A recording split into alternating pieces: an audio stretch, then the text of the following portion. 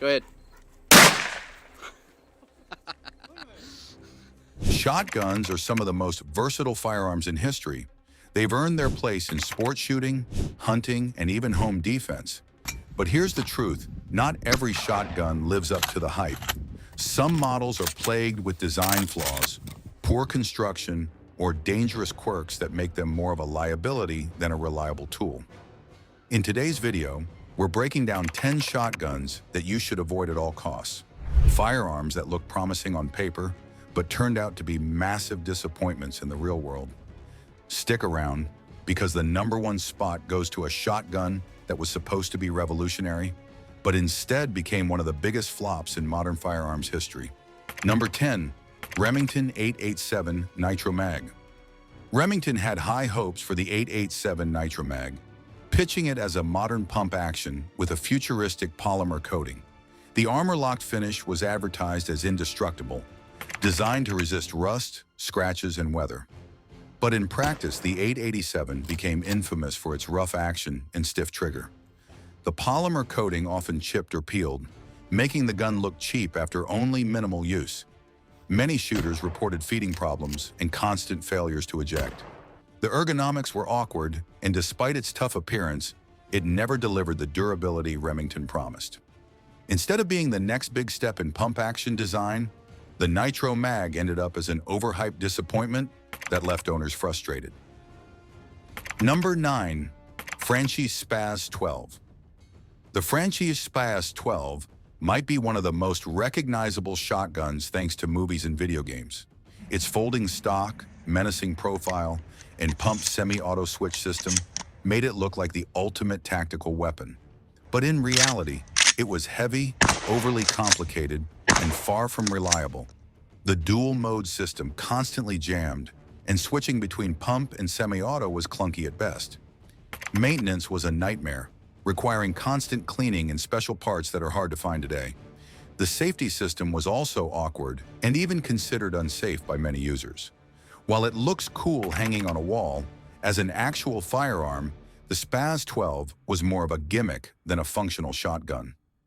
Number 8, Browning BPS Stalker Early Models.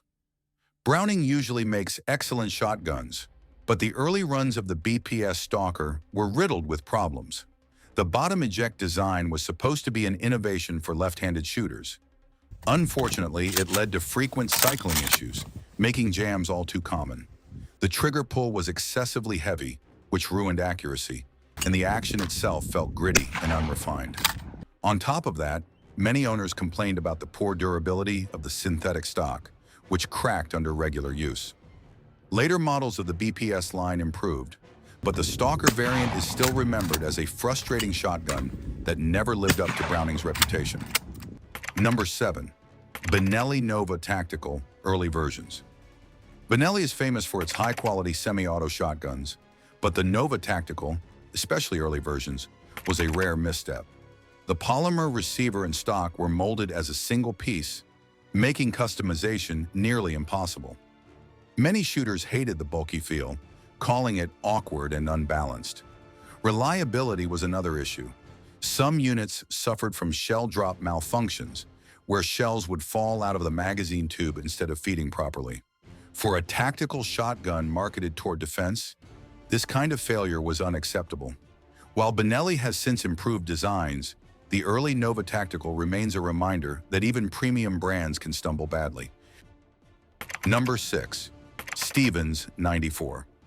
The Stevens 94 was once marketed as a no-frills, single-shot shotgun for beginners and budget-conscious buyers. On the surface, it looks simple, affordable, and easy to use. But simplicity doesn't always mean reliability. The biggest issue with the Stevens 94 is its extremely weak build quality. The thin metal receiver and cheap wooden stock make it prone to cracks, breaks, and misalignment. Owners often report that the gun loosens up after just a few boxes of shells, leading to misfires and inconsistent shot patterns. The recoil is also brutal for such a lightweight frame, especially with heavier loads. Without proper padding or balance, it kicks harder than many modern pump-action shotguns, making it unpleasant for extended use. While some old-timers may defend the 94 for its nostalgia, The reality is this shotgun is unsafe, unreliable, and better left in the past. Number 5. Mossberg 500 Tactical Turkey. Now, Mossberg is a respected name in the shotgun world. The 500 series has seen decades of use in hunting and defense, but the Tactical Turkey variant, that's where things go downhill. This model was designed to be a hybrid, part hunting shotgun, part tactical firearm. Unfortunately, in trying to do both, it ends up doing neither very well. The factory sights are poorly aligned, making accurate shooting difficult. The collapsible stock feels flimsy, and the overall ergonomics are awkward. Many shooters find that it balances poorly, especially when using optics or accessories. Even worse, reliability isn't what you'd expect from a Mossberg. The action often feels rough, and failures to eject are surprisingly common. At the end of the day, this shotgun tried to be unique, but ended up being clunky and frustrating. Number 4. Savage 755A. The Savage 755A was introduced as a semi-automatic alternative in an era when pump-action shotguns dominated, but it quickly earned a bad reputation. Why? Because its gas-operated system was a nightmare. The design was overly complicated, prone to jamming, and difficult to clean. Small parts would wear out quickly, and replacement parts are nearly impossible to find today. Many shooters discovered that the 755A simply couldn't handle lighter loads. It would fail to cycle properly, turning what should have been a smooth semi-auto into a frustrating, unreliable mess. The gun also had issues with durability. Stocks would crack under repeated use, and the finish on the metal parts wore down faster than other shotguns of its time. While Savage has made some excellent firearms, the 755A is not one of them. Number 3. Winchester 1200. Defender Winchester is an iconic name, but the 1200 Defender proves that even legends stumble. The shotgun was marketed as a rugged pump action built for defense. In reality, it became infamous for its weak action bars and overall poor construction. Many shooters reported that the action felt sloppy and loose, which led to frequent jams. In high-pressure situations, this is the last thing you want. The trigger group and safety were also made, and over time they tended to wear out and break. Compared to the legendary Winchester Model 12, the 1200 was a huge step backward. Instead of delivering a reliable defensive tool, Winchester ended up producing a shotgun that felt more like a budget knockoff. Number 2. Remington Spartan 453. When Remington partnered with a Russian manufacturer to produce the Spartan 453, the goal was to offer an affordable semi-automatic option. What they delivered, however, was a shotgun plagued with quality control problems. The machining was rough, the finish was sloppy, and the internals looked like they were pieced together without much care. Reliability was hit or miss. Some owners got lucky, but many experienced frequent failures to feed and cycle. The gas system was poorly tuned, leading to jams with certain loads. Add to that the stiff, uncomfortable stock and excessive recoil, and you've got a shotgun that feels more like a punishment device than a useful firearm. While priced attractively, the Spartan 453 proved that cutting corners in manufacturing rarely leads to a dependable gun. And finally, at number 1, we have the Ithaca Mag-10 Roadblocker, a shotgun that looked like it came straight out of a Hollywood action film. This 10-gauge semi-automatic was massive, heavy, and intimidating. It was originally marketed for law enforcement and even military use. But in practice, it was a disaster. The sheer size and weight made it extremely impractical.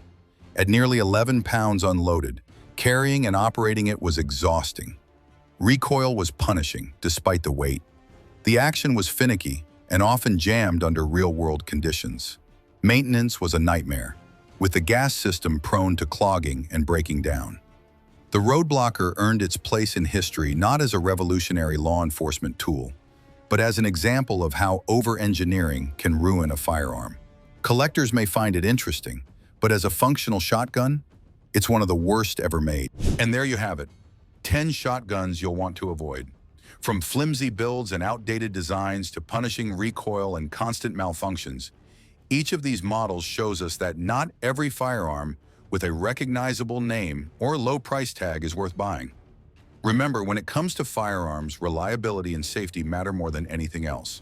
Spending a little extra on a well-made shotgun will save you endless frustration and could even save your life. If you found this video helpful, don't forget to like the video, subscribe to the channel, and turn on notifications so you stay updated with our latest firearm insights. Share this video with your fellow gun enthusiasts. It might just help them make a smarter choice. Thanks for watching, and we'll see you in the next one.